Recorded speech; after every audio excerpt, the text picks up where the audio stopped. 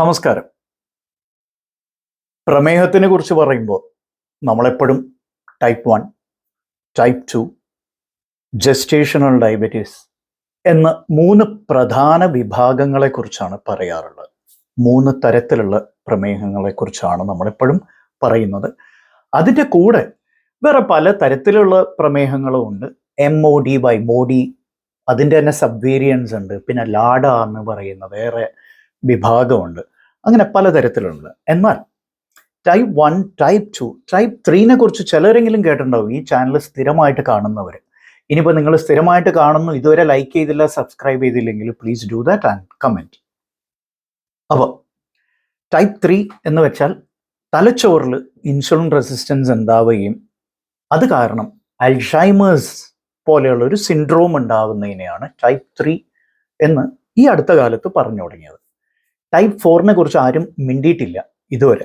എന്നാൽ കഴിഞ്ഞ മാസം തായ്ലൻഡിലെ ബാങ്കോക്കിൽ വെച്ച് നടന്ന ഇന്റർനാഷണൽ ഡയബറ്റീസ് ഫെഡറേഷൻ്റെ കോൺഫറൻസിൽ ഒരു ടൈപ്പ് 5 ഡയബറ്റീസിനെ കുറിച്ച് പറയുണ്ടായി. ടൈപ്പ് 5 ഡയബറ്റീസിന് ഔദ്യോഗികമായി അംഗീകരിച്ചിട്ടുണ്ട്. ടൈപ്പ് 5 ഡയബറ്റീസിനെ കുറിച്ച് ആരും കേട്ടിരിക്കാൻ സാധ്യതയില്ല. എന്നിരുന്നാലും 1955 മുതൽ ഈ ടൈപ്പ് 5 ഡയബറ്റീസിനെ കുറിച്ചുള്ള ചർച്ചകൾ തുടങ്ങിയിട്ടുണ്ട്.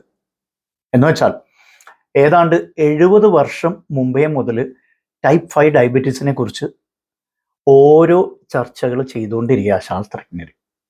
എന്താണ് ഈ ടൈപ്പ് 5 പ്രമേഹം? അതിനെക്കുറിച്ചാണ് ഇന്ന് പറയാൻ പോകുന്നത്. അപ്പോൾ ആമുഖം പറയാതെ ഒറ്റയടിക്ക് വിഷയത്തിലേക്ക് ചാടുക എന്ന് പലരും പറയാറുണ്ട്.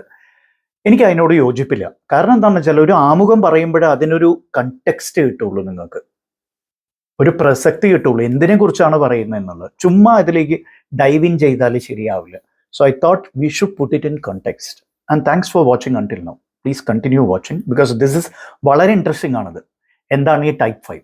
കാരണം ഇതുവരെ നമ്മൾ കരുതിക്കൊണ്ടിരുന്ന അമിതാഹാരം, അമിത പോഷകങ്ങൾ അകത്തേക്ക് പോകുന്നത് കാരണമാണ്. നമ്മൾ കഴിച്ചു കൂട്ടുന്നത്, നമ്മൾ വ്യായാമം ചെയ്യുന്നില്ല, നമുക്ക് സ്ട്രെസ്സാണ്, നമ്മൾ വളരെ സെഡൻറ്ററി ലൈഫ് സ്റ്റൈല് നയിക്കുന്നവരാണ്, അത് കാരണമാണ് പ്രമേഹം വരുന്നത്. എന്നാൽ ഈ ടൈപ്പ് 5 ഡയബറ്റീസ് ഈ പറഞ്ഞ കാര്യങ്ങളൊക്കെ റിവേഴ്സ് അടിക്കും. എന്ന് വെച്ചാൽ നമ്മൾ ഈ പറഞ്ഞതൊക്കെ മാറ്റി പറയേണ്ടി വരും. Type 5 diabetes is Mal nutrition related diabetes. എന്ന് വെച്ചാൽ പോഷകാഹാര കുറവ് കാരണം, പോഷകാഹാരങ്ങളുടെ അഭാവം കാരണം, പോരായ്മ കാരണം ഉണ്ടാകുന്ന പ്രമേഹം. വിശ്വസിക്കാൻ ബുദ്ധിമുട്ടുണ്ട് അല്ലേ? പോഷകാഹാരങ്ങൾ കുറയുമ്പോഴും പ്രമേഹം വരാമോ? തീർച്ചയായിട്ടും വരാം. 1955 ജമൈക്ക എന്ന് പറയുന്ന ഒരു കാരിബിയൻ രാജ്യത്താണ് ആദ്യം ഇത് കണ്ടു തുടങ്ങിയത്. ജമൈക്കയെ കുറിച്ച് നിങ്ങൾ കേട്ടിട്ടുണ്ടാവും. എസ്പെഷ്യലി ജെയിംസ് ബോണ്ട് ഫാൻസ് ഒക്കെ ജമൈക്ക കണ്ടിട്ടുണ്ടാവും. ജെയിംസ് ബോണ്ട് ഒരുപാട് പടങ്ങളിൽ ഇത് വന്നിട്ടുണ്ട്. കാരിബിയനിൽ വളരെ സുന്ദരമായൊരു ദ്വീപാണ്. ആ ദ്വീപിൽ ഈ പറഞ്ഞ സമയത്ത് 1955 ഇവർ പ്രത്യേക തരത്തിലുള്ള ഒരു ഡയബറ്റീസ് കാണാനിടയായി. BMI, ബോഡി മാസ് ഇൻഡെക്സ് 19 താഴെയുള്ള വ്യക്തികൾ, വളരെ സ്കിന്നി ആയിട്ടുള്ള, വളരെ ലീൻ ആയിട്ടുള്ള വ്യക്തികളിൽ ഡയബറ്റീസ് കാണാനുണ്ടായി. അപ്പോൾ അത് പൊതുവെ ആ കാലത്ത് ടൈപ്പ് 1നെ കുറിച്ച് ഏതാണ്ട് ധാരണയൊക്കെ ഉണ്ടായിരുന്നു. അത് ടൈപ്പ് 1 ആണെന്ന് കരുതി ഇതിന് ഇൻസുലിൻ, ഒരുപാട് ഡോസ് ഇൻസുലിൻ കൊടുക്കുമായിരുന്നു. പക്ഷെ പലരും മരണത്തിന് കീഴടങ്ങിയായിട്ടാണ് കണ്ടത്. ടൈപ്പ് 1 ഡയബറ്റീസിന് ഇൻസുലിൻ കൊടുക്കുന്നതിലൂടെ ശരിക്കും റിക്കവറിയാണ് നമ്മൾ കാണേണ്ടത്. പക്ഷെ ഇവിടെ അങ്ങനെ ആയിരുന്നില്ല, നേരെ മറിച്ചാണ് കണ്ടത്. In other words, insulin, high doses of insulin proved to be fatal. ഒന്ന് ആലോചിച്ച് നോക്കൂ. അപ്പോൾ ഇതൊരു വേറെ തരത്തിലുള്ള പ്രമേഹമാണെന്നുള്ളൊരു ചിന്ത തോന്നിത്തുടങ്ങി. എന്നാലും പഠനങ്ങളോ ശാസ്ത്രീയമായൊരു അവലോകനമൊന്നും ഇതിനുണ്ടായിരുന്നില്ല. ഒരുപാട് വർഷങ്ങൾ ഇത് അവഗണിക്കപ്പെട്ടു. പിന്നെ WHO, വേൾഡ് ഹെൽത്ത് ഓർഗനൈസേഷൻ, ഇതിനെ ഒരു പ്രത്യേക ടൈപ്പ് ഡയബറ്റീസ് ആയിട്ട് കണ്ടു തുടങ്ങി.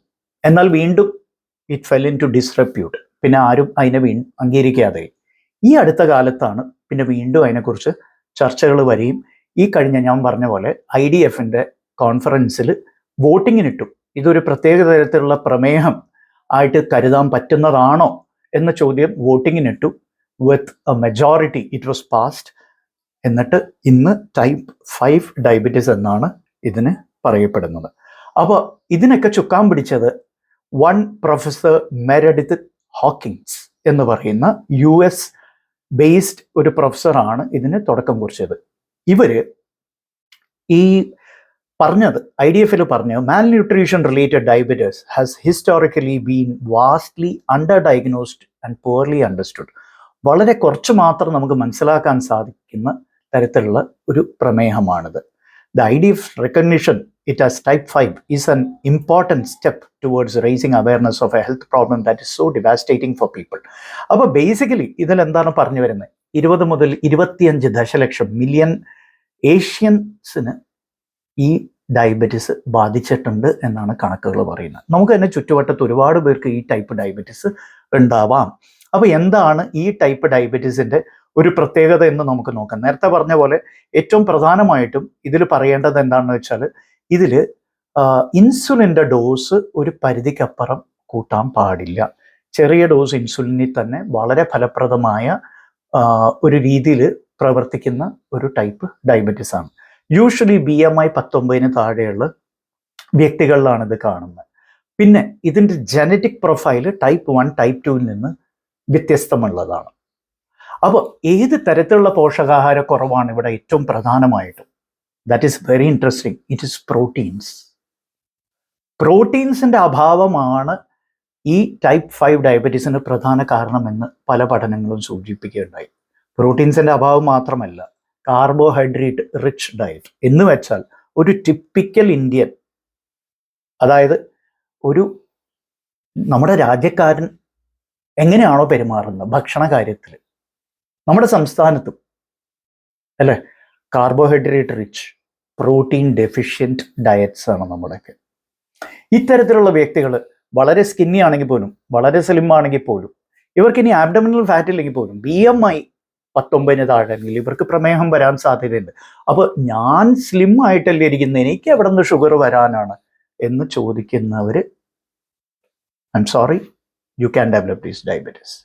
ഇനി ഞാനിപ്പോൾ പേടിപ്പിക്കാൻ വേണ്ടിയാണ് ഇത് പറയുന്നത് എന്നൊന്നും പറയേണ്ട ആവശ്യമില്ല. ബിക്കോസ് ഇതിപ്പോൾ അംഗീകൃതമായ ഒരു ടൈപ്പ് പ്രമേഹമാണ്. തീർച്ചയായിട്ടും സ്കിന്നി ആയിട്ടുള്ളവർ, സ്ലിം ആയിട്ടുള്ളവർ പ്രമേഹം വരില്ല എന്ന് ചിന്തിക്കേണ്ട കാലം കഴിഞ്ഞു. You also should get screened. And ഇതൊരു പുതിയ അറിവാണെന്ന് എനിക്ക് ഉറപ്പുണ്ട്. നിങ്ങൾക്കത് ബോധ്യപ്പെട്ടുവെങ്കിൽ definitely share this video with your friends and relatives. Like ചെയ്യാൻ മറക്കണ്ട.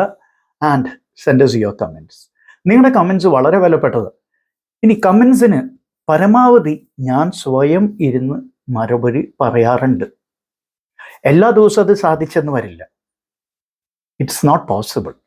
എന്നാൽ ആഴ്ചയിൽ 2-3 ദിവസമെങ്കിലും ഇരുന്ന് ഞാൻ മറുപടി അയക്കാറുണ്ട്. ചിലത് ചിലപ്പോൾ മിസ്സായെന്ന് വരാം, സാധാരണ ക്ഷമിക്കുക, മനഃപൂർവ്വമല്ല. But we will try to answer as many comments as possible. അപ്പോൾ thanks for watching. Bye by.